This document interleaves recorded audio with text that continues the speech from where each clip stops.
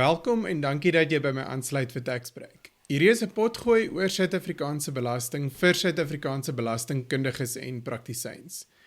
Ek is Pieter van der Swan en in elke episode gesels ek oor 'n aspek of 'n onlangse ontwikkeling in Suid-Afrikaanse belasting. En ek doen dit in Afrikaans. Ek probeer ook elke episode kort genoeg hou dat wanneer jy 'n breek vat om gou 'n koffietjie te drink of om die blok te gaan stap, dat jy na hierdie episode kan luister. Ons onderwerp vir vandag is die eerste een wat van 'n luisteraar afkom en die vraag wat die persoon vir my gestuur het is, wanneer presies kan ons nou inset BTW eis? So, aanvanklik as mens die vraag hoor oor kan jy nou inset BTW eis of nie, dan is daar 'n hele klompie goed wat opkom. Byvoorbeeld as 'n ou gaan kyk na die definisie van insetbelasting, dan vereis dit dat jy gaan kyk wat is die doel waarvoor die goedere of dienste verkry is. Is dit verkry met die doel om belasbare lewerings te maak? Of byvoorbeeld artikel 17 van die BTW-wet wat sê maar daar's op sekere tipe goedere en dienste kan jy nie insetbelasting eis, soos motorvoertuie, soos onthaal. En dan is daar natuurlik ook sekere tydsberekeningsreëls wat sê op byvoorbeeld vaste eiendom kan jy eis tot die mate wat jy reeds betaling gemaak het. Soos wat ek toe 'n bietjie met die luisteraar op e-pos gekorrespondeer het ek besef maar die vraag gaan eintlik glad nie hieroor nie. So al hierdie goeders is iets wat 'n mens moet oorweeg, maar die vraag is eintlik baie meer basies as dit. Die vraag is regtig, wanneer kan jy die BTW inset eis? So dis 'n kwessie van tydsberekening, eerder as is jy geregtig om die insetbelasting te eis. En die plek waar die vraag vandaan kom, is 'n wysiging wat voorgestel was in die konsepwetgewing wat vroeg in Augustus gepubliseer is. En wat daai wysiging basies gesê het, is waar 'n BTW-ondernemer is geregtig is om insetbelasting te eis, moet die persoon dit in die BTW-tydperk eis, waar tydens hy of sy dan nou geregtig word om dit te eis. Die persoon het nog steeds 5 jaar om dit te eis, maar jy sal moes teruggegaan het na die tydperk waarin jy geregtig geword het om die BTW te eis. So die 5 jaar reël het bestaan om terug te gaan in die regte tydperk se opgawe in. Nou, wat mens kon aflei uit die konsultasiesessies wat daar bestaan het hieroor, is dat hierdie wetgewing of hierdie wysiging was voorgestel, daar was sekere bekommernisse rondom, as jy insetbelasting eis, vanuit die fiskus se oogpunt, maak dit sin om te kan sien, hier's 'n insetbelasting geëis en daar's definitief 'n uitsetbelasting wat met dit korrespondeer.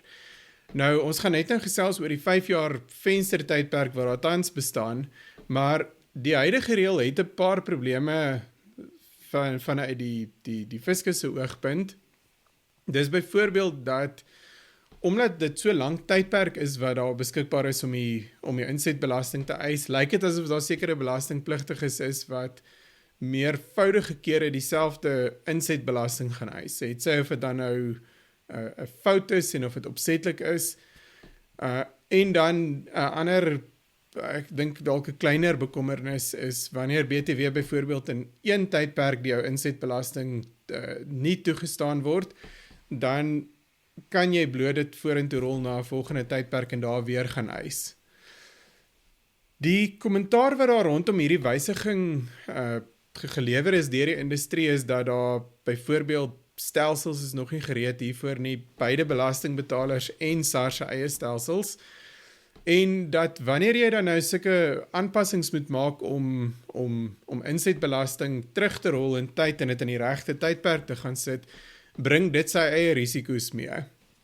So die uitkoms van die wysiging wat voorgestel is in Augustus, die wysiging is nie gemaak nie en die nasionale tesourie het aangedui dat hulle verdere konsultasie hieroor gaan hê voordat hulle 'n oplossing voorstel. So in die lig van dit, wat is die reël dan nou? So as ons gaan kyk na die vraag terug by die luisteraar se vraag, wanneer kan jy BTW inset eis?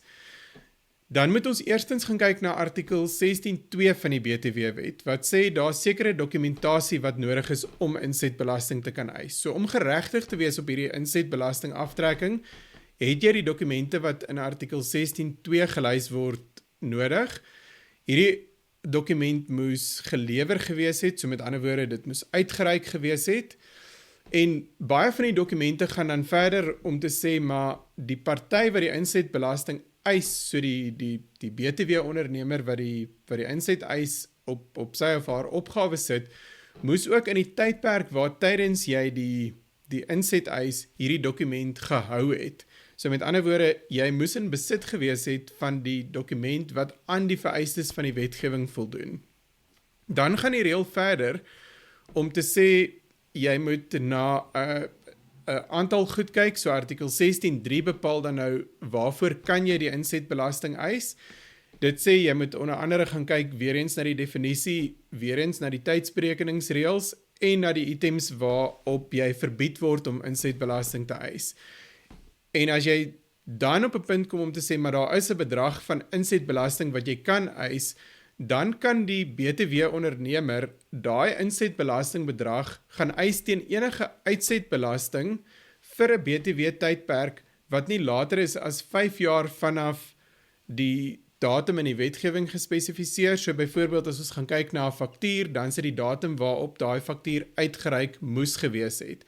So as ons dit dan 'n bietjie prakties maak, as daar vandag 'n lewering aan my as 'n BTW-ondernemer gemaak word, ek kry die faktuur en ek is in besit van daai faktuur, dan kan ek basies daai insetbelasting gaan eis in die huidige tydperk of enige tydperk binne die volgende 5 jaar, mits ek dit nog nie voorheen geëis het nie. En ek dink dit is tot 'n mate dan ook daai laaste deel van die wetgewing se vereistes is, mits dit nog nie voorheen geëis is waar die monitering en afdwinging lyk asof dit vir SARS nogal probleme gee. Goed, so om af te sluit, waar staan ons tans? Die status quo soos wat ek het nou net bespreek het, dit is nog steeds wat die reël is.